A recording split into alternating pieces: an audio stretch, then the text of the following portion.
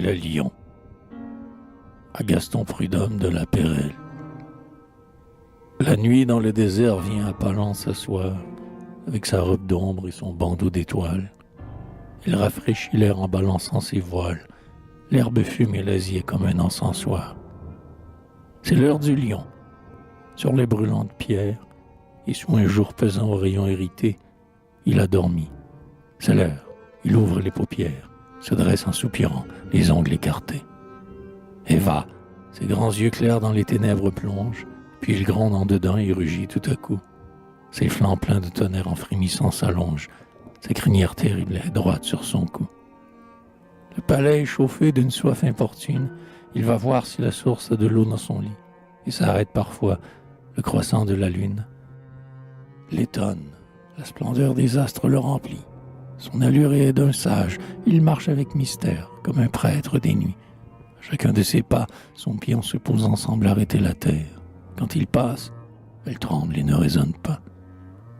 Mais, pendant qu'au torrent il se penche pour boire, sur le bord opposé rampe une forme noire. Le tigre, on aperçoit que les yeux et les dents.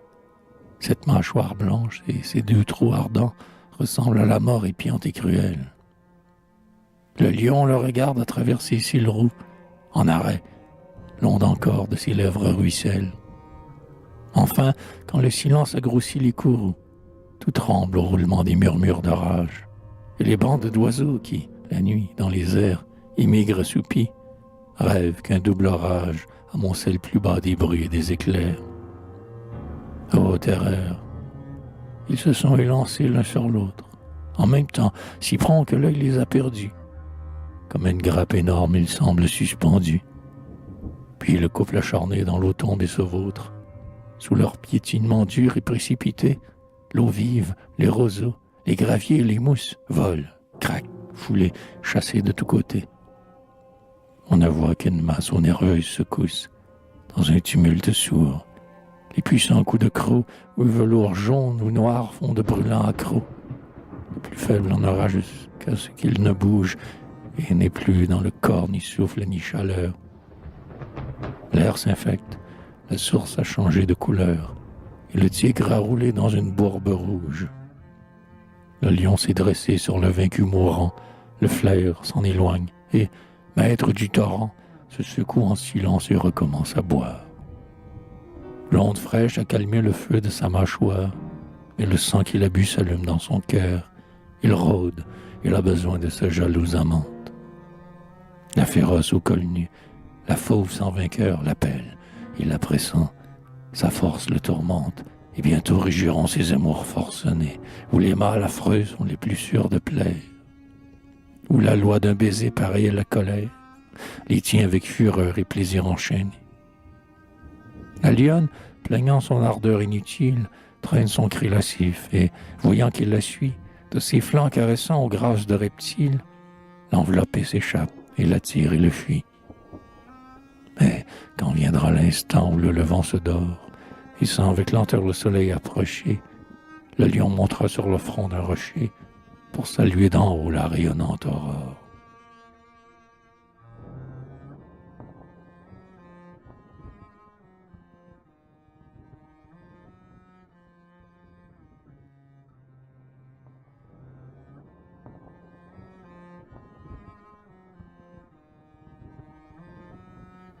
Le soleil cherche en vain le prince des déserts.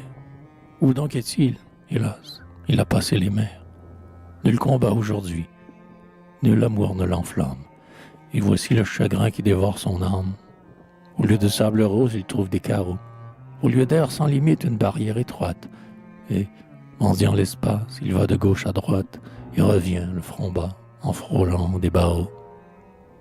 Il ne connaissait pas, dans l'Arabie entière, de si dur et baigné que sa dent n'est tordue.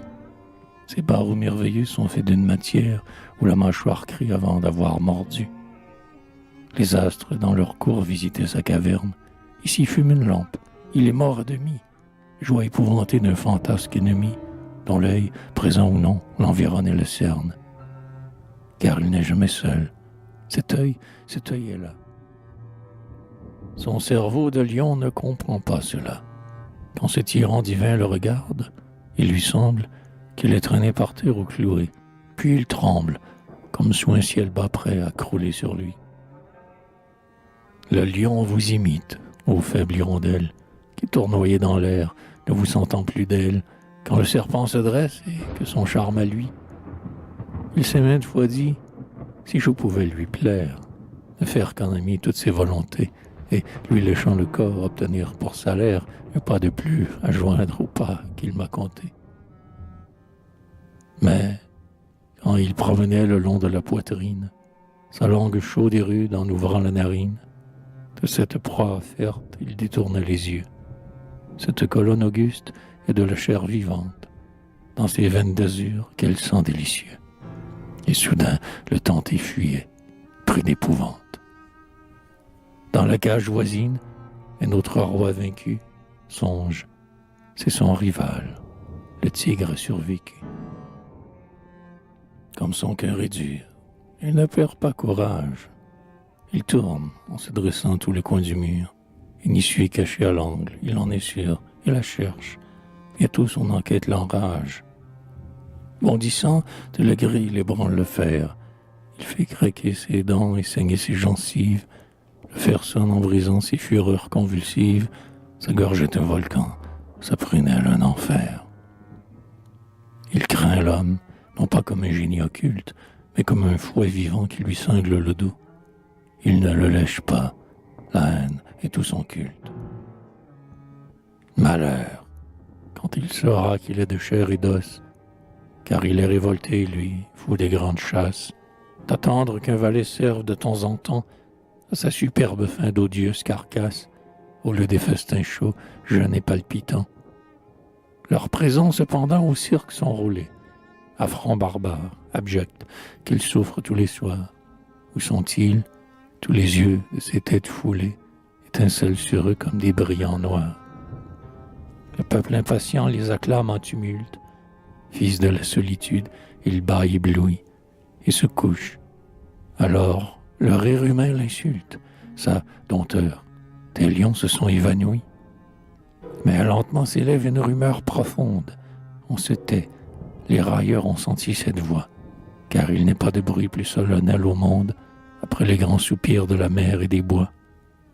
Le dompteur entre, il parle, il caresse, il ordonne. Le lion se dérobe en grommelant tout bas, puis s'irrite et revêt sa royale personne. Son regard fixe et grave a dit « Je ne veux pas ». L'homme veut. L'indompté répond 3 fois de suite dans un muet colloque à faire frissonner « Je ne veux pas ». Le tigre ému, flairant la fuite, va, viens. On entendrait des mouches bourdonner. Pitié, du fouet d'acier les coups, cuisantes grêles, font jaillir la douleur. Hurlant de tout son corps, le lion rampe, il vient manger dans la main frêle qui de sa haute échine a courbé le ressort. La foule crie. Elle aime, entre toutes les fêtes, à craindre en sûreté. Rugis donc, ô lion, et bondis, car elle aime à voir sauter les bêtes, afin que l'homme seul ne soit pas histrion.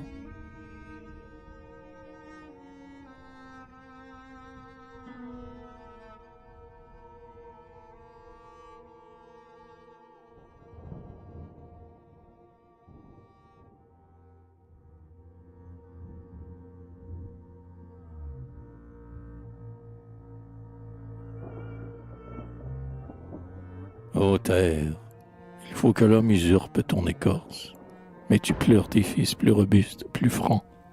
Tu préfères en eux ta simple et droite force à l'ascendant rusé qui nous fait leur tyran. Il est beau, nous dis-tu, que pour vous, mon Zéphyr, dont l'étoile surpris se condamne au travail, que sur un double fer une brute en délire chasse mes horizons à grands coups de poitrail.